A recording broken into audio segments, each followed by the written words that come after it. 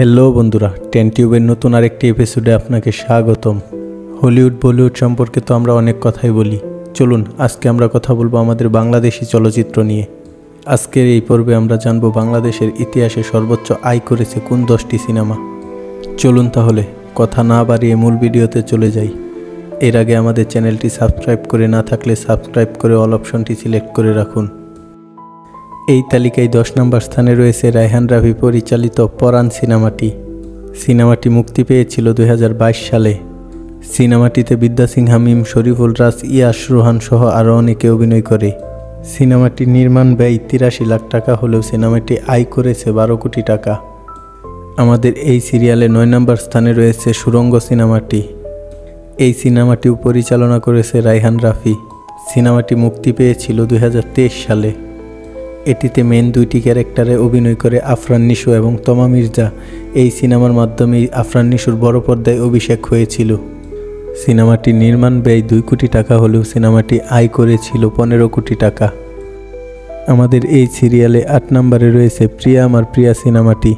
এটি বাংলাদেশের অন্যতম সেরা একটি সিনেমাটি পরিচালনা করেছিলেন বদিউল আলম খোকন।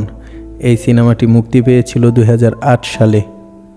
শাকিব খান, সাহারা, প্রবীর মিত্র, মিশা সওদাগর, আফজাল শরীফ সহ আরও অনেকে এই সিনেমাটিতে অভিনয় করেছিল। এটির নির্মাণ ব্যয় ছিল 75 লাখ টাকা আর আয় করেছিল 15 কোটি টাকা। এখানে 7 নম্বর সিরিয়ালে রয়েছে মেজবাউল হক সুমন পরিচালিত হাওয়া সিনেমাটি।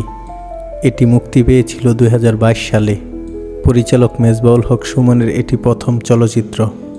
এটিতে শ্রেষ্ঠ চরিত্রে অভিনয় করেছে শরীফুল রাজ, চঞ্চল চৌধুরী, নাজিফা তুষি, নাসির উদ্দিন খান সহ আরও অনেকে। এটি বাংলাদেশের ইতিহাসে অন্যতম সেরা একটি সিনেমা। এটি নির্মাণ ব্যয় না জানা গেলেও সিনেমাটি আয় করেছে 16 কোটি টাকা। আমাদের এখানে 6 নম্বর স্থানে রয়েছে 1995 সালে মুক্তিপ্রাপ্ত বাংলাদেশের অন্যতম সেরা রোমান্টিক একটি সিনেমা স্বপ্নের ঠিকানা। সিনেমাটি পরিচালনা করেছিলেন এম এ খালেক। সিনেমাটিতে মেন ক্যারেক্টারে অভিনয় করেছিলেন বাংলাদেশের অমর নায়ক সালমান শাহ এবং শাবনূর।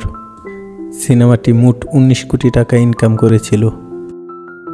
আমাদের এই সিরিয়ালে 5 নম্বর স্থানে রয়েছে বাংলাদেশের অন্যতম সেরা একটি সিনেমা আম্মাজান। কাজী হায়াত পরিচালিত সিনেমাটি মুক্তি পেয়েছিল 1999 সালে। এটির প্রযোজক ছিলেন মনোয়ার হোসেন ডিপজল।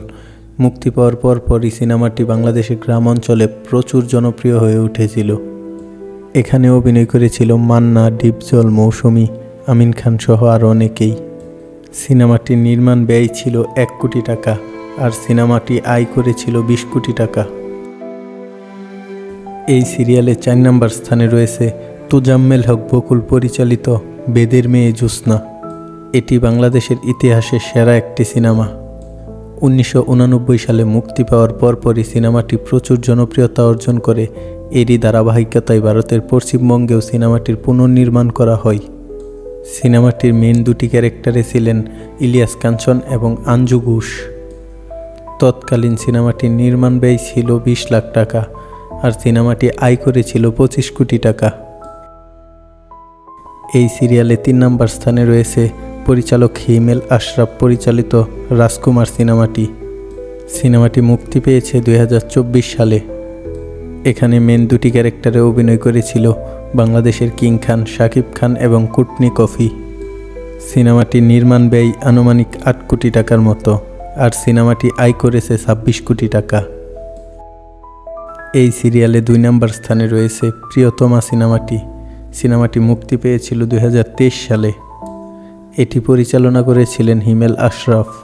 এই সিনেমাটিতেও প্রধান চরিত্রে অভিনয় করেছিলেন শাকিব খান এবং ইদিকা পাল। এটির নির্মাণ ব্যয় 2,50 লাখ টাকা হলেও সিনেমাটি আয় করেছে 42 কোটি টাকা। এই সিরিয়ালে 1 নম্বর স্থানে রয়েছে বাংলাদেশের কিং খান শাকিব খানের আরেকটি সিনেমা তুফান। এটি মূলত একটি ক্রাইম থ্রিলার। সিনেমাটি মুক্তি পেয়েছিল 2024 সালে। এই সিনেমাটিও পরিচালনা করেছেন রায়হান রাফি। সিনেমাটিতে শাকিব খানের বিপরীতে ওপার বাংলার জনপ্রিয় অভিনেত্রী মিমি চক্রবর্তী অভিনয় করেছেন। সিনেমাটির নির্মাণ ব্যয় জানা যায়নি, কিন্তু সিনেমাটি আয় করেছে 56 কোটি টাকা। এটি বাংলাদেশের ইতিহাসে সর্বোচ্চ আয় করা সিনেমা। আপনার কাছে সবচেয়ে বেশি কোন সিনেমাটি ভালো লাগে কমেন্টে অবশ্যই জানিয়ে যাবেন।